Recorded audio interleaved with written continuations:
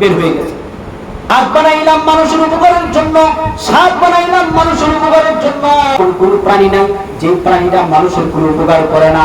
এমন নবী বলছেন সেই জমানার মধ্যে যখন কিয়ামতের আলামত প্রকাশ পেয়ে যাবে, তখন তোমাদের উপরে বিপদ কেমনে নেমে আসবে। তসবির দানা ছিঁড়ে ফেললে যেমন তসবির দানার গুঁড়াগুলো একটার পর একটা করে তোমাদের উপরে বিপদ একের পর এক আসতেই থাকবে, আসতেই থাকবে।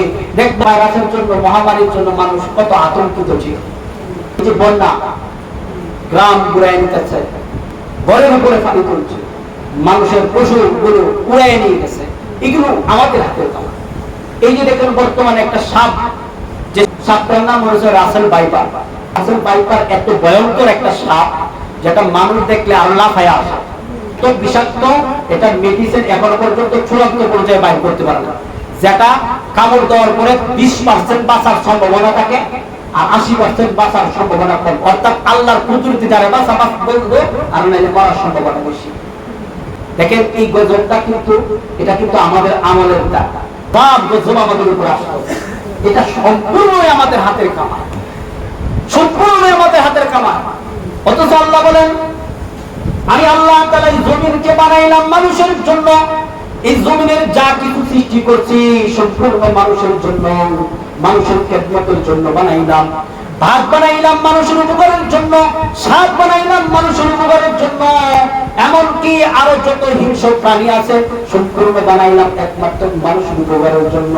পৃথিবীতে এমন কোন প্রাণী নাই যে প্রাণীটা মানুষের কোনো উপকার করে না, এমন কোন প্রাণী নাই যে প্রাণীটা মানুষের উপকারে আসে না। এই জন্য আল্লাহ বলেন সমস্ত প্রাণী বানাইলাম মানুষের খেদমতের জন্য। মানুষ যখন আমি আল্লাহর ভয় দূর করে দিয়া মাখলুকের ভয় তার অন্তরে ঢুকাইয়া নেই, যখন আমি আল্লাহ মাখলুকের ভয়, বিভিন্ন আযাব গজবের ভয় তাদের ভিতরে ঢুকাইয়া দেই, আমরা ওই পশু পাখিদেরকে আমরা এতটা ভয় পাই, কঠিন ভাবে আমরা ভয় পাই। কারণ কি এই ভয় আমাদের আপনার কলবের ভিতরে ঢুকছে, একমাত্র কারণ হলো যখন আপনি আমার কলব থেকে আল্লাহর ভয় বের হয়ে গেছে। এজন্য আসুন এই হিংস্র প্রাণীগুলো থেকে যদি বাঁচতে হয়, আল্লাহর নবী আমল শিক্ষা দিয়ে গেছেন, কুরআন এবং হাদিসের কিছু আমল শিক্ষা দিয়ে গেছেন। ওই আমলগুলো যদি আমরা করি অবশ্যই আল্লাহ এই হিংস্র প্রাণীর থেকে আমাদেরকে রক্ষা করবেন। সুবহানাল্লাহ। কেউ যদি ফজরের পরে পড়ে আল্লাহ তাআলা তার সারা দিন সমস্ত মাখলুকাতের অনিষ্ট থেকে, শত্রুর আক্রমণ থেকে, সব কিছু থেকে আল্লাহর কুদরতি হাতে তাকে হেফাজত করবে। কেউ যদি আয়াতুল কুরসি মাগরিবের নামাজে পড়ে তো সারা রাত আল্লাহর কুদরতি ফেরেশতারা তাকে পাহারা দেবে। ও বাজান, আল্লাহর ফেরেশতারা যদি আপনি আমাকে পাহারা না দিতেন, দিনের বেলা অনেক সময় সাপ বিচ্ছু কামড় দেয়, কেউ কি বলতে পারবেন রাত্রের বেলা ঘুমের মধ্যে কুমুকের বাড়িতে সাপে কামড় মারছে, আপনি আমার নাকের যে ছিদ্র এখান দিয়ে সাপসালা একবার ঢুকবে আর বের হবে, কেউ কি বলতে পারবেন যে আমার নাকের ছিদ্র দিয়ে সাপসালা ঢুকছে? কে পাহারা দেয়?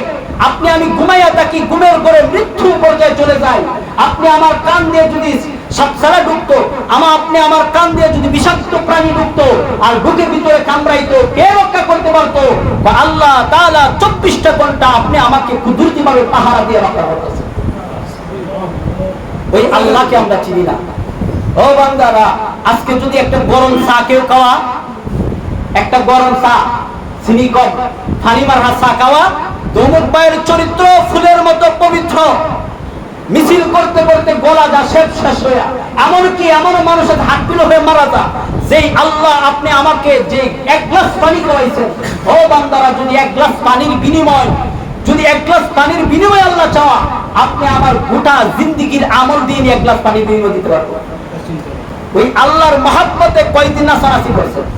আজকে এই জমিনের মধ্যে যখন উলামায়ে কেরাম দ্বীনের জন্য, দ্বীনের কোন জিনিসকে বাস্তবায়ন করার জন্য অথবা নাস্তিক মুরতাদদের বিরুদ্ধে যখন কোন স্লোগান দেওয়ার জন্য ডাক দেওয়া হয়, তখন এক শ্রেণীর মুমিনরা বের হয়, আরেক শ্রেণীর মুনাফিকরাই, নামদারি মুসলমান নামে মুনাফিকরাই, তারা পয়সা দোকানে দোকানে ওদের সমালোচনা করে, ওদের ব্যাপারে গীবত করে, ওদের সাথে তুচ্ছ আলোচনা করে।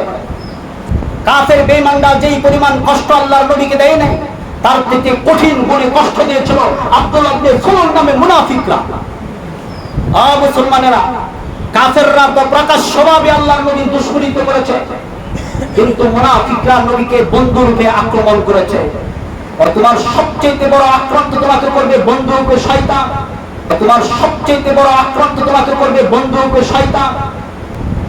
তোমার আপনার বিরুদ্ধে যদি কোনো ব্যক্তি অস্ত্র নিয়ে আসে, হয়তো তাকে আমি প্রতিরোধ করব, আর না হলে তার বিরুদ্ধে আমি অস্ত্র নিয়ে দাঁড়াবো, তার থেকে বাঁচার একটা সিস্টেম হবে। কিন্তু আপনাকে যদি বন্ধু বলে নিয়ে যা আর পিছন দিয়ে আঘাত করে, ওই আঘাত কখনো সময় প্রতিরোধ করতে পারবেন না, ওই আঘাত থেকে বাঁচতেও পারবেন না। আল্লাহর নবীকে এরকম ভাবে মুনাফিক কাফেররা সবচেয়ে বেশি আঘাত দিয়েছে।